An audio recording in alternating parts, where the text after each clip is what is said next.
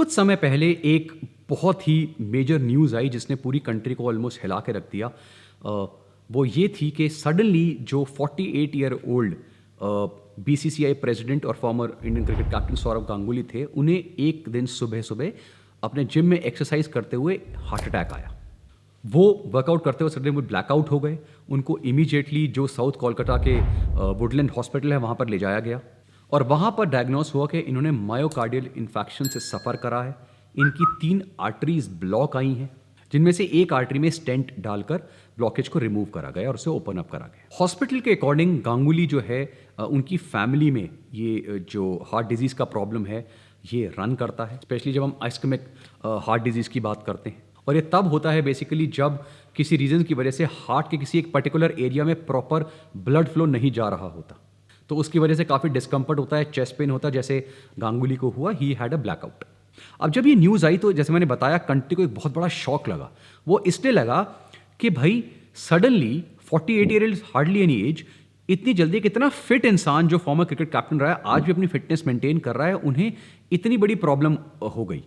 तो अगर उनके साथ ये हो रहा है तो जो बाकी लोग हैं जिनका लाइफस्टाइल खराब है उनके साथ क्या हो सकता है। उसके कुछ महीने पहले ही जो फेमस कोरियोग्राफर डांसर है रेमो डिसूजा, उनके साथ भी सेम हुआ। वो भी जिम करते उन्हें हार्ट अटैक आया, जबकि वो इतने फिट हैं because he is a dancer himself और वर्कआउट ही कर रहे थे। उससे पहले इंटरनेशनली भी ऐसे बहुत केसेस आए हैं। फॉर एग्जाम्पल जो फेमस पर्सनल ट्रेनर है बॉब हार्पर, मैराथन रनर और ट्राई एथलीट डेविड कनिंगम, और ऐसे बहुत सारे लोगों ने यंग एज में जो है हार्ट अटैक्स का सामना किया है। और 30s और 40s की उम्र में, जिस समय पहले प्रॉब्लम्स नहीं होती थी, आज की डेट में हार्ट अटैक्स जो है बहुत कॉमन होते जा रहे हैं, जो एक एक्चुअली में बहुत ही डेंजरस सिचुएशन है। तो एक क्वेश्चन आता है, जिस क्वेश्चन के बारे में इसका आंसर हम डिस्कस करने वाले हैं, वो ये है कि भाई ऐसा क्या रीज़न है कि इतनी कम उम्र में सारी चीज़ें ठीक, यानी एक फिट लाइफस्टाइल मेंटेन करने के बावजूद भी लोगों को हार्ट अटैक्स आ रहे हैं। इससे पहले कि मैं इस टॉपिक में आगे बढ़ूं, मैं आपको बताना चाहूँगा कि इसके ऊपर मैंने बहुत ही एक्सटेंसिव आर्टिकल लिखा है। बहुत एक्सटेंसिव रिसर्च के बाद वो आर्टिकल लिखा गया है, ठीक है। और वो सारा आर्टिकल जो है ब्लॉग है वो मेरी वेबसाइट bstupid.com पे अवेलेबल है। मैं आपसे रिक्वेस्ट करूँगा कि जैसे ही आप वीडियो देखें उसके बाद it should be a must read for you, क्योंकि एक काफ़ी मेजर पार्ट है जिसमें आपको समझ में आएगा जब हम कार्डियोवास्कुलर डिजीज़ की बात करते हैं, हार्ट डिजीज़ की बात करते हैं, वो होते क्या हैं, कितने तरह के होते हैं, क्या क्या होते हैं। तो शॉर्ट कंसाइज फॉर्म में मैंने उस आर्टिकल में दिया है, जिसको मैं अभी डिस्कस नहीं करूंगा, लेकिन अगर आप वो आर्टिकल पढ़े तो आपको डिटेल में समझ में आएगा, तो आप बेटर कनेक्ट कर पाएंगे, बेटर समझ पाएंगे, बेटर प्रिकॉशंस ले पाएंगे। सो क्वेश्चन आता है कि भाई ऐसा क्यों हो रहा है, हार्ट अटैक्स इतने फिट और हेल्दी यंग लोगों को क्यों हो रहे हैं। एक ऑस्ट्रेलियन स्टडी में बताया गया कि मैक्सिमम लोग जिनको हार्ट अटैक हो रहे हैं उनमें से ऑलमोस्ट 30% लोगों को ना तो कोई स्मोकिंग की प्रॉब्लम है, ना वो ओबीस हैं, और ना उनका कोलेस्ट्रॉल लेवल हाई है। सब कुछ बिल्कुल नॉर्मल है, दे आर नॉन स्मोकर्स, तो भी उन्हें हार्ट अटैक्स आ रहे हैं। ऑफ कोर्स ये बात है, कुछ रीजंस अभी नोन है जिनको वो हाइपोथेसिस या प्रेडिक्शन बोल सकते हैं कि इनकी वजह से हार्ट डिजीजेज या हार्ट अटैक्स वगैरह के जो स्ट्रोक के चांसेस है वो बढ़ जाते हैं।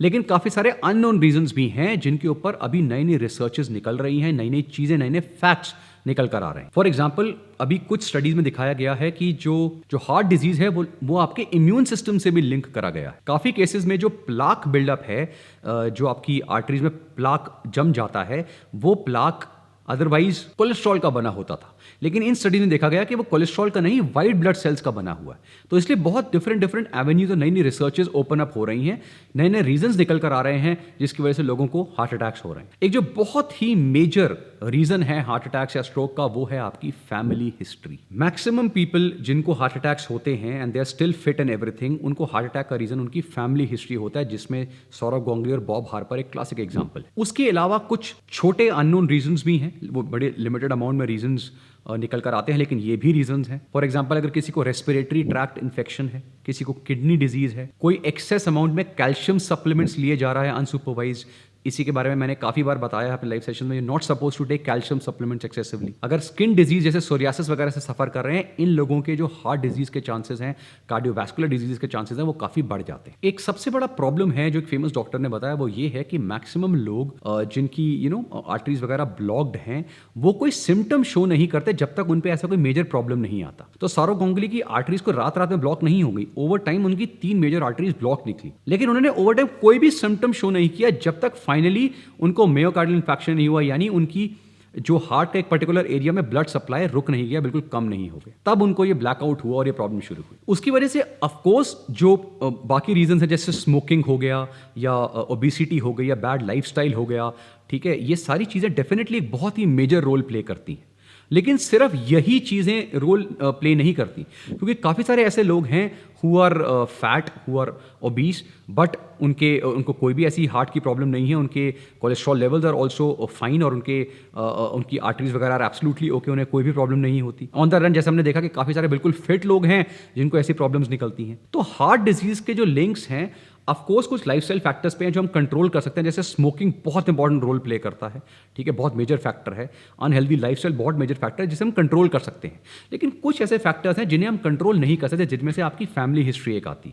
आप पूरी तरीके से सारी कोशिश कर सकते हैं कि लाइफस्टाइल आप अच्छा जिए, सब कुछ करें, लेकिन अगर ये प्रॉब्लम होनी है तो अब उसे रोक नहीं पाएंगे। ये एक बहुत ही कड़वा सच है। हम पूरी कोशिश कर सकते हैं कि फैमिली हिस्ट्री होने के बावजूद हमें ये प्रॉब्लम्स ना हो, लेकिन उसका भी एक एक्सटेंट है, एक लिमिट। इसीलिए बोला जाता है कि सारे लोग जिनकी उम्र 35 साल से ऊपर है उन्हें कंपलसरी एक एनुअल चेकअप, मेडिकल चेकअप कराना चाहिए और ये सारी टेस्ट उनको अंडरगो करने चाहिए। और ये इसलिए बोला गया है क्योंकि जैसे डॉक्टर्स ने बताया कि ये चीजें अनडायग्नोस्ड होती हैं, इनकी कोई सिम्टम्स नहीं होते, और जब तक ये बहुत सीरियस नहीं हो जाती तब तक लोगों को पता नहीं लगता। तो इससे पहले कि वो चीज सीरियस हो जाए, इससे पहले डिटेक्ट कर लिया जाए, उसके लिए जो 35 से ऊपर लोग हैं उन्हें बोला था कंपलसरी हर साल अपना ब्लड टेस्ट जो है, आप कंप्लीट ब्लड प्रोफाइल, एक बार लिपिड प्रोफाइल और बाकी चीजें जो है ब्लड में ब्लड वर्क सारा कराइए। जब हम कॉर्नरी आर्टरी डिजीज या हार्ट डिजीज की बात करते हैं जिससे आपको हार्ट अटैक्स होते हैं, तो जैसे मैंने बताया कुछ रिस्क फैक्टर्स है जिन्हें आइडेंटिफाई करा गया है कि जिसकी वजह से ये प्रॉब्लम हो सकती है, यानी हार्ट अटैक्स हो सकते हैं। ये अमेरिकन हार्ट एसोसिएशन इनको 3 पार्ट्स में डिवाइड करा है। सबसे पहले होते हैं मेजर रिस्क फैक्टर्स, यानी वो रिस्क फैक्टर्स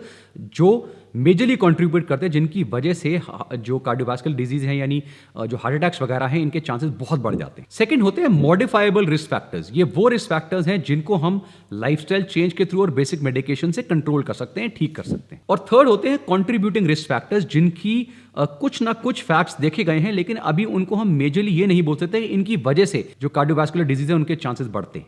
उनके कुछ केसेस निकल कर आए जिसको अभी हमने डिस्कस भी किया था। जब हम मेजर रिस्क फैक्टर्स की बात करते हैं तो उस जैसे मैंने बताया उसमें जो सबसे टॉप पे आता है वो आता है आपके जेनेटिक्स या आपकी हेरिडिटरी यानी फैमिली हिस्ट्री।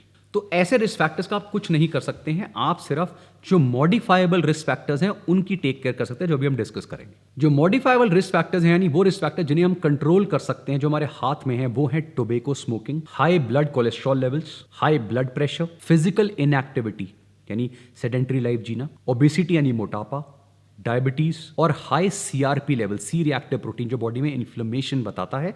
जब आप ब्लड टेस्ट कराते हैं तो सीआरपी लेवल बहुत इंपॉर्टेंट रोल प्ले करते हैं। अगर ये बहुत हाई आ रहे हैं तो ये वो रिस्क फैक्टर जिसे आप कंट्रोल कर सकते हैं, लेकिन अगर आप नहीं करते तो ये इन्फ्लेमेशन जो है ये हार्ट डिजीज कॉज कर सकती है। इसके अलावा जैसे मैंने बताया कुछ कंट्रीब्यूटिंग रिस्क फैक्टर्स होते हैं जिसको एक हाइपोथेसिस माना गया कि शायद ये भी हैं जो आपकी हार्ट डिजीज कॉज कर सकते हैं, लेकिन इन पे कोई बहुत सॉलिड रिसर्च अभी तक नहीं आई। For example increase stress, anxiety, depression, anger. अब ऑफकोर्स ये चीजें एक रिस्क फैक्टर्स हो सकती हैं, लेकिन इस पे कोई बहुत सॉलिड रिसर्च नहीं है। अल्कोहल अब्यूज से बहुत सारी प्रॉब्लम्स होती हैं, लेकिन कार्डियोवैस्कुलर जो रिस्क फैक्टर है वो कोई बहुत मेजर अल्कोहल अब्यूज से अभी तक नहीं देखा गया है। कुछ केसेस में ये भी फैक्टर निकल के आया है या उसे एटलीस्ट हाइपोथेसिस माना गया कि शायद इससे हो सकता है। थर्ड होता है अनहेल्दी डाइट और चौथा है obstructive sleep apnea. It's a major problem. तो ये सारी चीजें हैं जिससे आप कंट्रीब्यूटिंग रिस्क फैक्टर्स कह सकते हैं, यानी ये भी हो सकते हैं। इंडिया में जब रिसर्च करी गई उन्होंने देखा गया कि इंडिया में सारी प्रॉब्लम्स जो हैं वो दिन ब दिन बढ़ रही हैं, और स्पेशली इसलिए बढ़ रही हैं क्योंकि जो अर्बनाइजेशन है यानी जो मैक्सिमम लोग गांव वगैरह से सिटीज़ में ट्रांसशिफ्ट हो रहे हैं, उनकी जो ओवरऑल लाइफस्टाइल है वो बहुत चेंज हो जाती है। स्पेशली उनका सेडेंटारिज्म है या जो उनकी सेडेंटरी लाइफस्टाइल है, इनएक्टिविटी है, ईटिंग हैबिट्स है, वो सारी चेंज हो जाती हैं और जनरली पॉजिटिविटी की तरफ चेंज नहीं होती। तो इसकी वजह से ओवर टाइम इंडिया में जो ये सारी प्रॉब्लम्स है हार्ट डिजीज वगैरह की, ये बहुत ज़्यादा बढ़ रही है। सो आई होप आपको समझ में आ गया होगा कि जो यंग एज में सडनली जो मेजर सिटीज़ वगैरह हैं, जो अर्बन एरियाज है, वहाँ पे ये प्रॉब्लम्स इतनी हार्ट डिजीज़ की, हार्ट अटैक्स की क्यों बढ़ रही हैं उन लोगों में, स्पेशली जो इवन फिट हैं। तो उसके जैसे मैंने बताया ये सारे रिस्क फैक्टर्स जिन्हें आप कंट्रोल कर सकते हैं, कुछ ऐसे जिनके ऊपर आपकी कोई भी कंट्रोल नहीं है, राइट। तो ये चीज़ें थी, ये रीजंस थे अभी तक जो मुझे रिसर्च में पता लगे। और जैसे मैंने बताया इसके ऊपर मैंने पूरा आर्टिकल लिखा जिसमें और इन डेप्थ इन्फॉर्मेशन है, उसका लिंक नीचे डिस्क्रिप्शन में दिया हुआ है। और ऐसी बहुत सारी अमेजिंग वीडियोज़ के लिए देखते रहिए वी आर स्टूपिड।